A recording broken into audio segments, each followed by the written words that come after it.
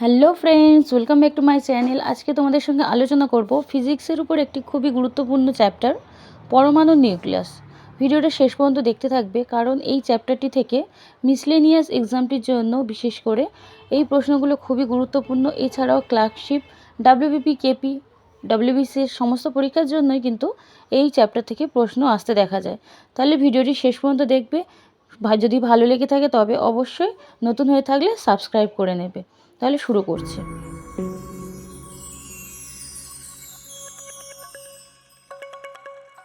প্রথম প্রশ্ন দেখো, তেজস্ক্রিয়তা কে আবিষ্কার করেন? Rutherford, Madame Curie, Pierre Curie না বেকেরেল? তেজস্ক্রিয়তা আবিষ্কার করেন বিজ্ঞানী বেকেরেল। নিম্নের রশ্মিগুলির মধ্যে কোন রশ্মির ভেদন ক্ষমতা সবচেয়ে বেশি হয়? দেখো, পরমাণু নিউক্লিয়াসের চ্যাপ্টারটা পড়তে গেলে তোমাদেরকে তেজস্ক্রিয়তা সম্পর্কে খুব ভালোভাবে প্রশ্নগুলো রেডি করে রাখতে হবে। তোমরা সর্বপ্রথমে জেনে রাখো, তেজস্ক্রিয় বিকিরণের ফলে তিনটি রশ্মি নির্গত হয়। সেটা হলো আলফা, বিটা আর গামা রশ্মি। এই তিনটের উপর থেকে মূলত তোমাদেরকে কোশ্চেন জিজ্ঞেস করা হয়। দেখো, অপশনগুলো হলো আলফা রশ্মি, বিটা রশ্মি, গামা রশ্মি না দৃশ্যমান আলোক রশ্মি। ভেদন ক্ষমতা সবচেয়ে বেশি গামা রশ্মির। গামা রশ্মির ভেদন ক্ষমতা আলফা রশ্মির সমান হয়, 10 গুণ হয়, 100 গুণ হয় না 10,000 গুণ হয়। যেহেতু গামা রশ্মি আমরা জেনেছি ভেদন ক্ষমতা সব থেকে বেশি, তাই জেনে রাখবে আলফা রশ্মির তুলনায় এটি 10,000 গুণ বেশি হয়। আরেকটি ইম্পর্টেন্ট পয়েন্ট তোমরা জেনে রাখো, এই আলফা রশ্মি হলো ধনাত্মক হয়। বিটা রশ্মি এটি হয় ঋণাত্মক। আর গামা রশ্মি হয় নিস্তড়িত। এই তিনটি মেন পয়েন্ট তোমরা যদি জেনে রাখো, এর থেকেও কোশ্চেন্স করা হয়। পরের প্রশ্ন, এটার অ্যান্সার হয়ে যাবে 10,000 গুণ হয়। পরের প্রশ্ন হলো, বিটা রশ্মির ভেদন ক্ষমতা আলফা রশ্মির সমান হয়, 10 গুণ হয়, 100 গুণ হয় না 10,000 গুণ হয়? বিটা রশ্মির ভেদন ক্ষমতা আলফা রশ্মির 100 গুণ হয়। ইউরানিক রশ্মির অপর নাম কি? ইউরানিক রশ্মি, বেকেরেল রশ্মি, ক্যাথোড রশ্মি, অ্যানোড রশ্মি না রন্টজেন রশ্মি? ইউরানিক রশ্মির অপর নাম হলো বেকেরেল রশ্মি।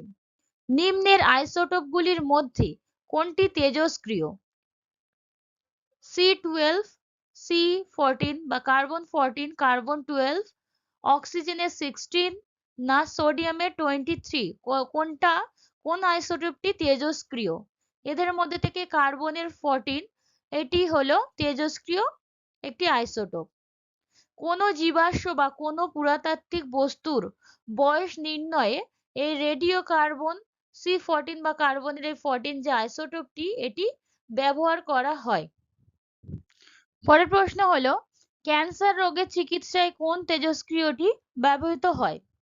কোবাল্টের 60, আয়োডিনের 131 আইসোটোপটি, ফসফরাসের 32 না কার্বনের 14? ক্যান্সার রোগের চিকিৎসায় ব্যবহৃত আইসোটোপ হলো কোবাল্টের 60। পরের প্রশ্ন, নিম্নের কোনটির বেগ আলোর গতিবেগের সমান হয়? আলফা রশ্মি, বিটা রশ্মি, গামা রশ্মি না এদের কোনোটিই নয়? আলোর গতিবেগের সমান গামা রশ্মির গতিবেগ। 90 পরমাণুর ক্রমাঙ্ক বিশিষ্ট একটি পরমাণু নিউক্লিয়াস থেকে বিটা কণা নির্গত হলে উৎপন্ন পরমাণু ক্রমাঙ্ক কত হবে? 90, 91, 89 না 92? এটা দেখো, বিটা কণা নির্গত হলে পরমাণু ক্রমাঙ্ক হবে 91।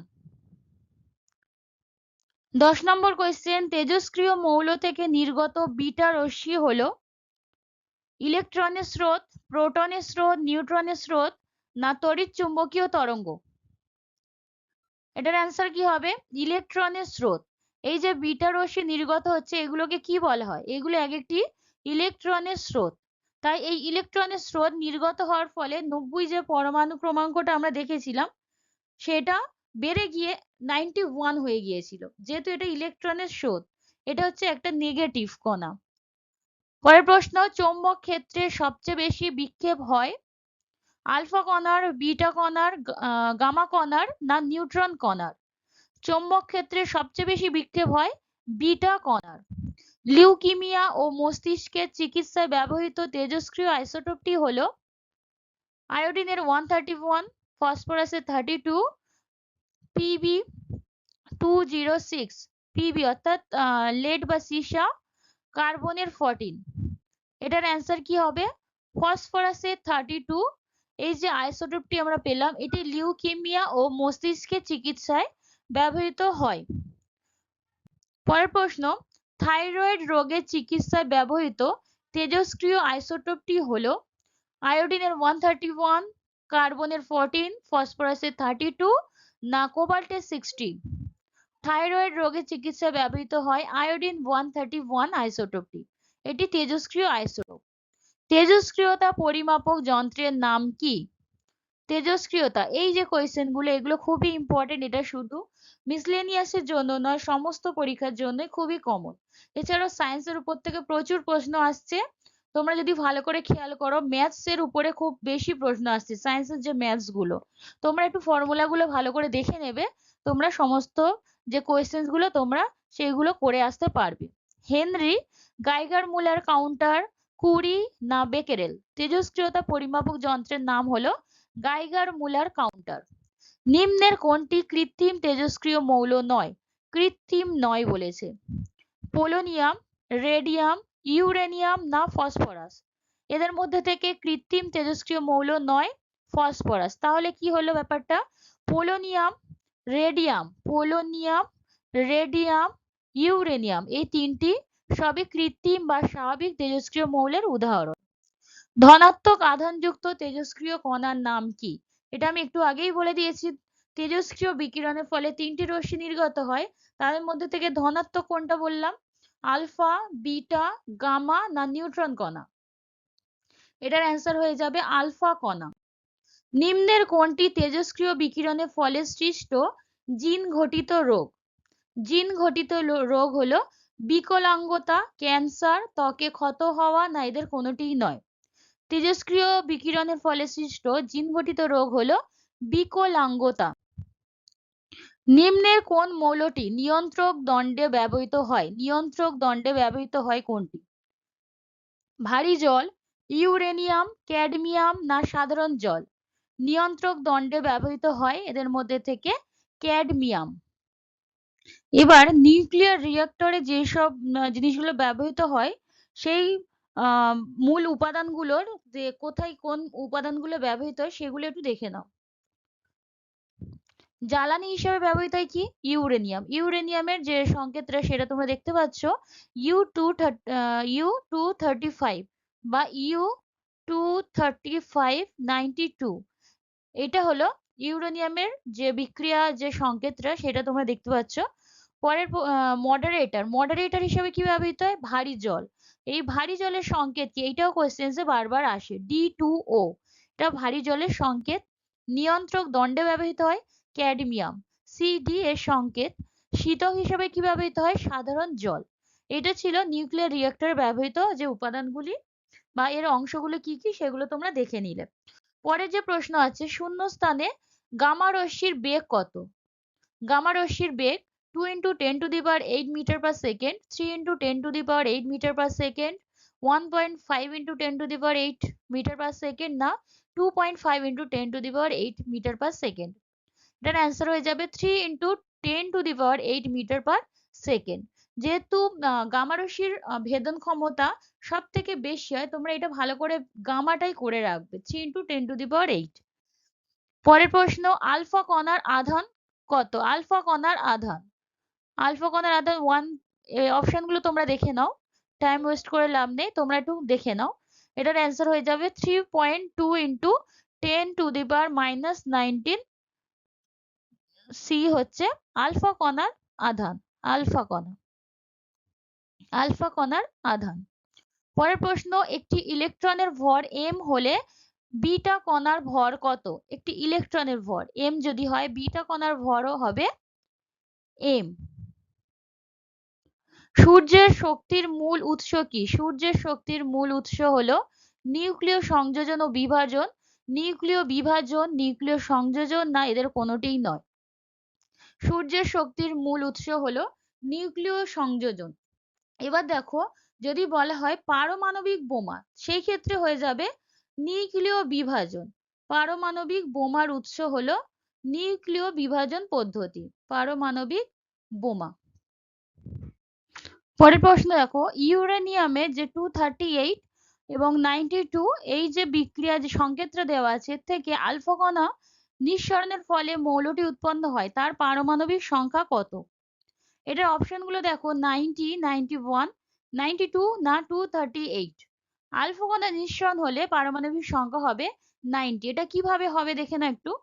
92 ইউরেনিয়ামে দেখতেই পাচ্ছ, তোমরা যদি ভালো করে খেয়াল করো, 92, এই যে 92টা ভর সংখ্যা দেওয়া আছে, এখান থেকে 2 বাদ দিলে এই যে আলফা কণা নিঃসরণ হলো, তারপরে পারমাণবিক সংখ্যা হয়ে যাবে 90। এভাবে তোমরা বের করবে। কিভাবে পারমাণবিক সংখ্যা বের করতে হয় দেখে নিলে। চলে যাচ্ছি পরের। এবার কিছু বিক্রিয়ার ভর সংখ্যা ও পরমাণু সংখ্যা কিভাবে বের করতে হয় সেটা একটু দেখে নাও, বা পরমাণু ক্রমাঙ্ক। তোমরা দেখো, এখানে দেওয়া আছে রেডিয়ামের একটি সংকেত দেওয়া আছে, যার ভর সংখ্যা হলো 86 আর 226 বা 226। এখান থেকে যদি আলফা কণা নির্গত করা হয়, তখন এটি এই রেডিয়াম থেকে রেডনে পরিণত হয়ে যায়। রেডিয়ামটি তখন রেডনে পরিণত হয়। এই রেডনের ভর সংখ্যাটা আমরা কিভাবে বের করব? এই রেডনের ভর সংখ্যা, রেডনের ভর সংখ্যা কিভাবে বের করব? দেখো, এখানে 226 যে ভর সংখ্যাটি ছিল, 226 থেকে তাহলে 4 মাইনাস করতে হবে, করলে হবে 222। তখন এর ভর সংখ্যা হয়ে যাবে 222। এবং এর পরমাণু ক্রমাঙ্ক কি হবে? পরমাণু ক্রমাঙ্ক, পরমাণু ক্রমাঙ্কটা দেখে নাও। 86, তোমরা দেখতে পাচ্ছ 86 যে পরমাণু ক্রমাঙ্ক, তখন হয়ে যাবে এর থেকে 2 মাইনাস করতে হবে। 86 যে পরমাণু ক্রমাঙ্ক কমে হয়ে যাবে 84। তাহলে রেডিয়াম থেকে যখন রেডনে চলে গেল আলফা কণা নির্গমন করে, তখন ভর সংখ্যা বের করতে গেলে 4 মাইনাস করতে হবে। আর পরমাণু ক্রমাঙ্ক বের করতে গেলে যে পরমাণু ক্রমাঙ্ক দেওয়া আছে সেখান থেকে 2 মাইনাস করলে চলে যাবে রেডিয়ামে।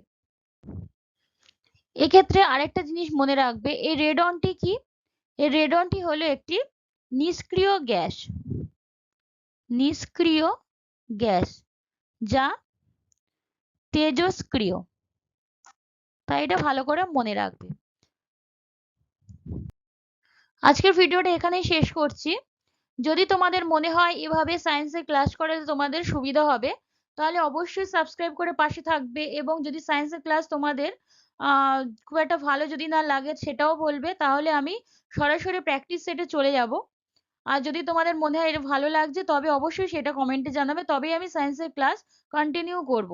আজকের ভিডিওটা এখানে শেষ করছি। শেষ পর্যন্ত দেখার জন্য তোমাদেরকে অসংখ্য ধন্যবাদ।